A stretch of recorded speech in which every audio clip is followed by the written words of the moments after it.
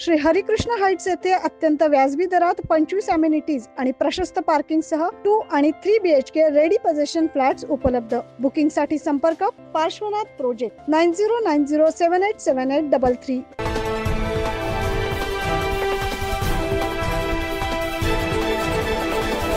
सावधान, तुम्ही air India एक्सप्रेसचे विमान तिकीट बुक केले असेल तर ही बातमी नक्कीच तुमच्यासाठी महत्त्वाची आहे। एअर इंडिया एक्सप्रेसच्या 70हून अधिक आंतरराष्ट्रीय आणि देशांतर्गत उड्डाणे रद्द करण्यात आली आहे। फ्लाइट रद्द होण्याचे कारण म्हणजे एअर इंडियाचे 300हून अधिक कर्मचारी अचानक रजेवर गेले आहे आणि ते आजारी असल्याचे कारण त्यांनी दिले आहे।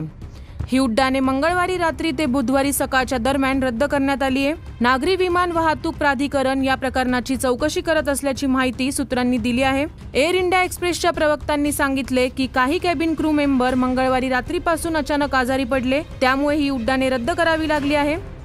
हे का घडले याबाबत जाणून घेण्याचा आम्ही प्रयत्न करत आहोत, पण यामुळे प्रवाशांची होणारी गैरसोय कशी टाळता येईल असा आमचा प्रयत्न आहे। एअर इंडिया एक्सप्रेसने प्रवाशांना अचानक झालेल्या गैरसोयीबद्दल दिलगिरी व्यक्त केली आहे। अचानक उड्डाण रद्द झाल्याने प्रवाशांमध्ये नाराजी असल्याचे देखील दिसून येत आहे। 9 न्यूज महाराष्ट्रासाठी प्रतिनिधी अमोल वाघमोडे, नाशिक।